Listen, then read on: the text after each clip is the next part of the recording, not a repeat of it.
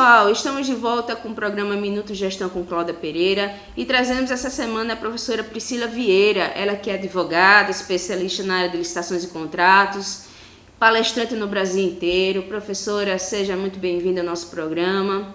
E a primeira pergunta que eu faço à senhora é o seguinte: qual a importância dos princípios do direito administrativo para a nova lei de licitações? Eu diria que os princípios são de fundamental importância para as normas legais, estão espalhados aí por todo o ordenamento pátrio, né? Seja de modo explícito, seja de modo implícito, eles têm igual importância para toda a estruturação, né, da norma, e esses princípios, eles serão aplicados, né, no dia a dia, no cotidiano, dentro ali da atividade administrativa, alertando até para que a interpretação de uma determinada norma jurídica não fuja dali dos princípios norteadores da lei. E a nova lei de licitação, ela veio trazendo 22 princípios, né? Então, é plenamente possível que o administrador, né, o agente público resolva, inclusive o licitante, resolva diretamente os casos concretos, sem necessidade, por exemplo, de invocar uma regra específica da lei, somente utilizando o princípio como norteador, né, da sua fundamentação jurídica. Portanto, eu diria que é extremamente importante a aplicação, né, e o conhecimento de todos os princípios, principalmente os que estão ali explícitos na nova lei de licitação. Professora, como ficou a questão do pregão na nova lei de licitações? Bem, no pregão, a nova lei de licitação seguiu o que já está na Lei 10.520, o que já estava na Lei 10.520, e de antemão, o que a gente percebe com a nova lei de licitação é que foi conferida uma unicidade de estrutura procedimental em relação ao pregão e à concorrência. Então, ambos vão seguir o que está estruturalmente disposto ali no artigo 17 da nova lei de licitação. Então, tal como na lei 10.520, o pregão vai ser adotado obrigatoriamente para todo objeto que possuir padrões de desempenho e qualidade que possam ser objetivamente definidos no edital por meio de especificações usuais no mercado, um conceito já bem usual, que já estamos acostumados, né? E esse objeto, ele vai também se referir a tanto a bem, né, quanto ao serviço comum, inclusive o serviço comum de engenharia, todos pela modalidade de pregão. E a gente vai pressupor a realização de julgamento de uma proposta, conforme a nova lei de licitação, com base no menor dispêndio para administração, admitindo-se aí, para o critério da modalidade, o menor preço ou o maior desconto. Então, a rigor, para todas as modalidades, é preferível agora a forma eletrônica, tanto para o pregão quanto para a concorrência, e a gente vai tratar a forma presencial na nova lei como uma exceção à regra. Deve ser justificado lá na fase preparatória do procedimento a adoção de forma presencial.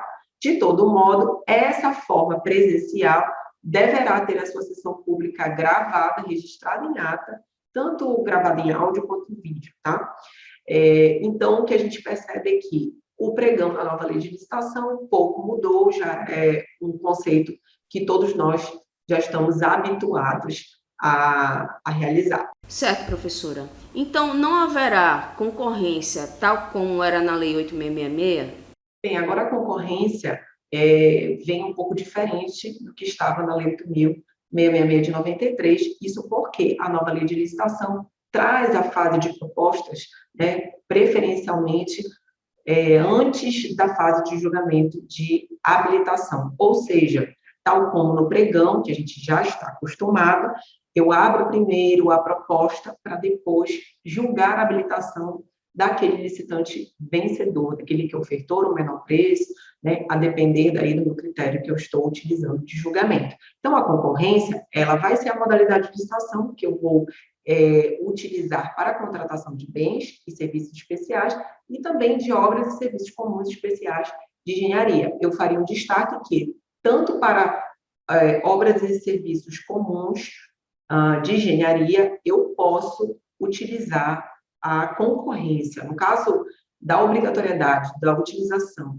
de pregão para os objetos de serviço comum de engenharia, a nova redação, a nova lei de licitação trouxe também essa possibilidade para a concorrência. Dentre os critérios de julgamento permitidos na concorrência, eu vou ter já os conhecidos de menor preço, né? Melhor técnica, conteúdo artístico, também posso utilizar a concorrência, técnica e preço, maior retorno econômico e maior desconto.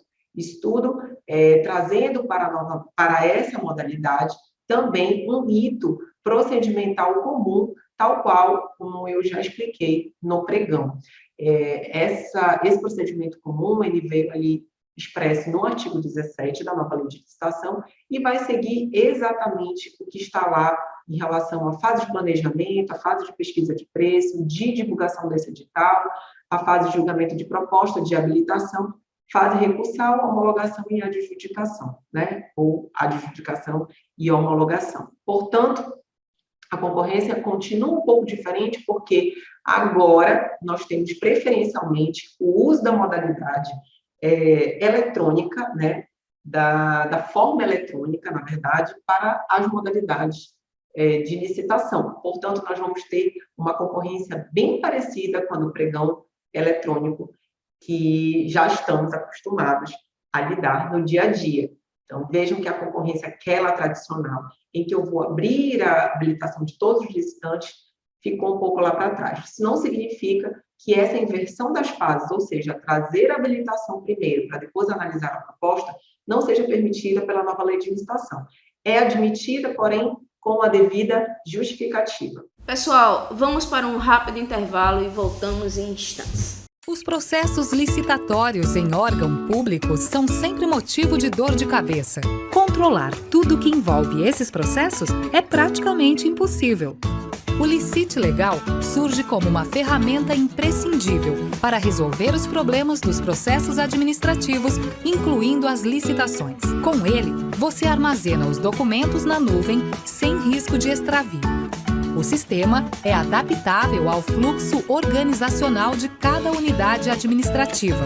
Você pode visualizar a linha de tempo com indicação dos atos e prazos percorridos durante o processo administrativo.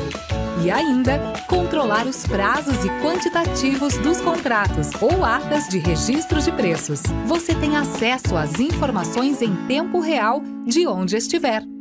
O sistema ainda oferece módulos de gestão de contratos e controle do envio dos processos licitatórios ao Tribunal de Contas do Estado, evitando multas e ações de improbidade. Ganhe mais segurança, eficiência e economia. Professora, quais são os prazos de publicidade para abertura de propostas no pregão e na concorrência? Antes de falar sobre a publicidade, o prazo de publicidade do pregão e da concorrência, eu queria chamar a atenção que, lá na nova lei de licitação, vem prevendo que a publicidade do edital de licitação vai ser realizada mediante a divulgação e manutenção do inteiro teor do ato convocatório, ou seja, do edital e dos seus anexos, no Portal Nacional de Contratações Públicas. Também veio trazendo a obrigatoriedade de publicação do extrato do edital no Diário Oficial da União, do Estado, do Distrito Federal ou do município, né? E no caso de consórcio público, do ente de maior nível entre eles, bem como aí a publicidade no jornal de grande circulação. Infelizmente, não avançamos nessa situação em relação à publicidade, tendo em vista que foi, depois do veto presidencial, retornou aí a obrigatoriedade de publicação nos diários oficiais, né?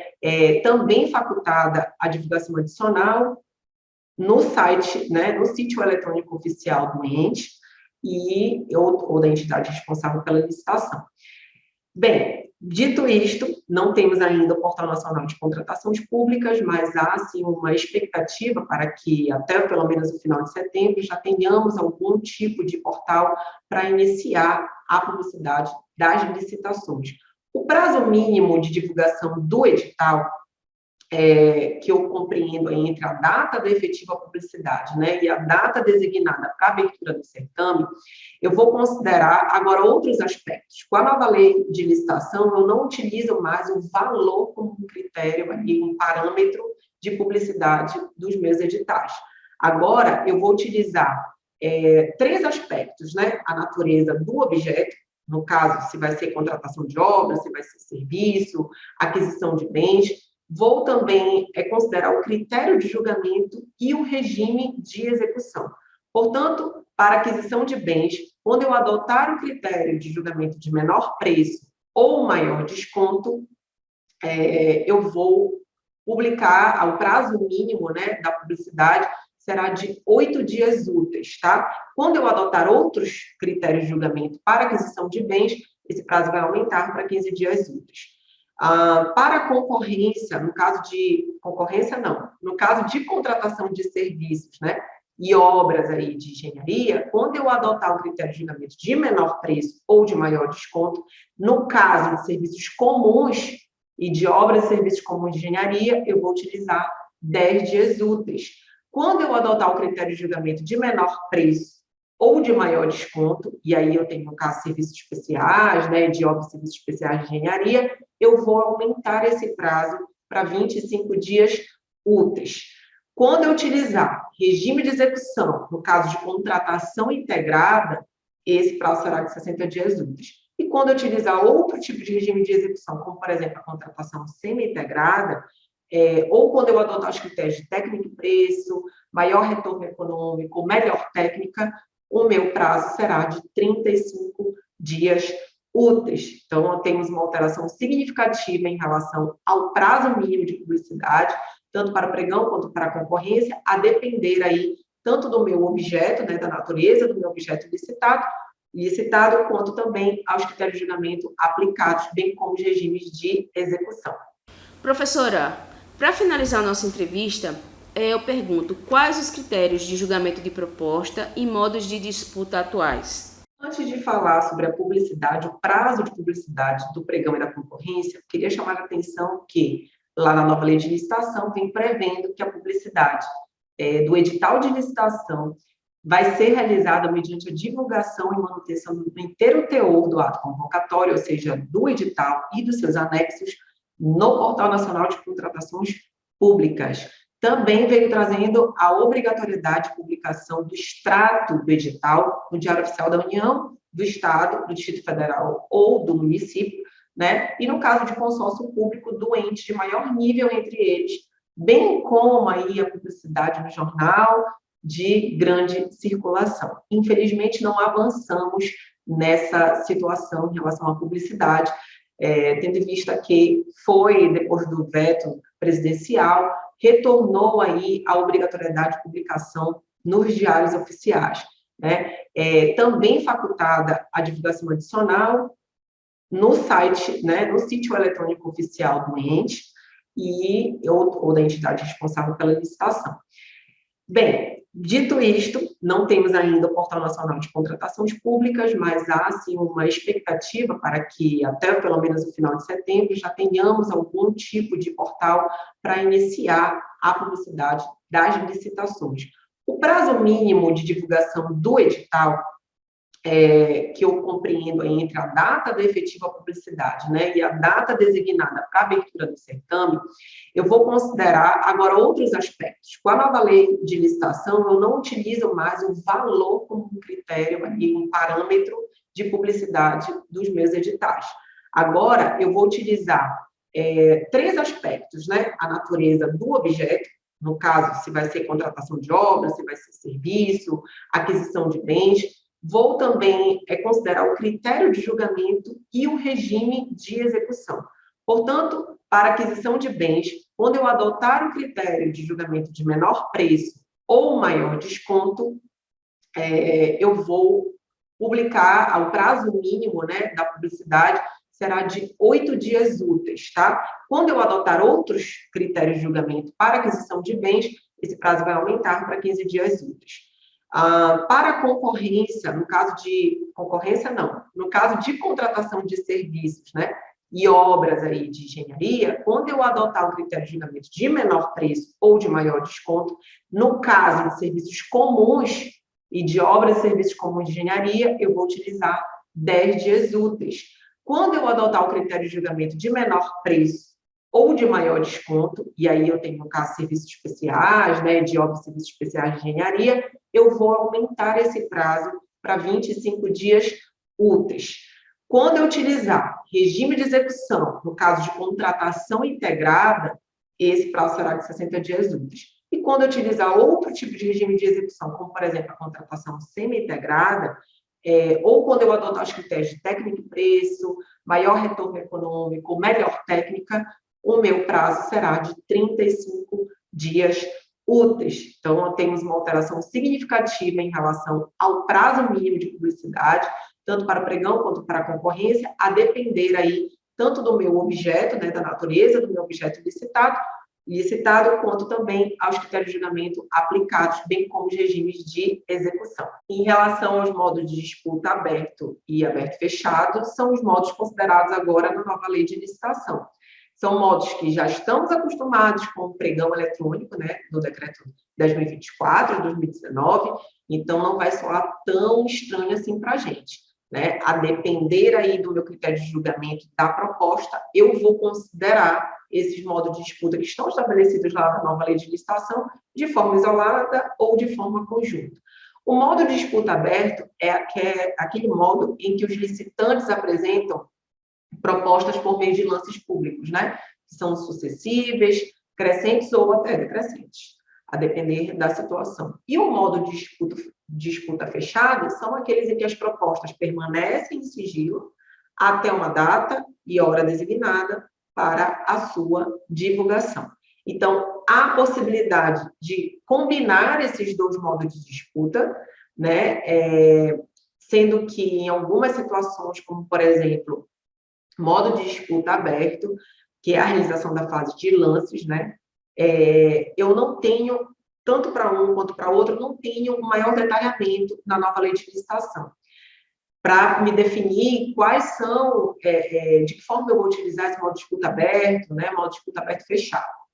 A questão é que, provavelmente, virá em regulamento, tal qual ocorreu no pregão eletrônico, né, através do decreto 2024, como é que eu vou utilizar esses modos de disputa aberto e fechado, meus prazos mínimos, né, intervalo mínimo de diferença de valores, enfim, isso tudo vai ter que estar estabelecido no edital. O meu regulamento deve fazer esse tipo de previsão, tá? Modo de disputa fechado, que é aquela clássica modelagem de preços em que eu utilizava na Lei 8.666 de 93. Abro as propostas, os envelopes, é o modo de disputa fechado, em que segue sigiloso até o momento, né, da abertura da licitação, e assim eu consigo definir quem vai ser o vencedor, né? E no caso da nova lei de licitação, eu vou admitir de forma isolada a utilização do modo aberto para os critérios de julgamento de menor preço, maior desconto e maior oferta, tá? E também maior retorno econômico. No caso da utilização de um critério de julgamento de técnica e preço, eu não vou poder utilizar o modo de disputa aberto de forma isolada. Por sua vez, o modo fechado, eu também não vou conseguir utilizar de modo isolado para os critérios de julgamento de menor preço. Consigo utilizar o modo fechado de forma isolada para os critérios de julgamento de melhor técnica e preço, melhor técnico conteúdo artístico ou maior retorno econômico, ok? Então, assim, através dessas combinações, eu consigo correlacionar os modos de disputa e os critérios de julgamento de proposta a depender do meu objeto, considerando também, né, o que está disposto na nova lei de licitação em relação às vedações dos modos de disputa utilizados de forma isolada. Professora Priscila Vieira, muito obrigada pela sua entrevista, foi muito esclarecedora. Sempre que quiser, pode voltar ao nosso programa, estamos aqui de portas abertas. E aos internautas, até a próxima semana com mais Minuto Gestão com Cláudia Pereira. Até lá!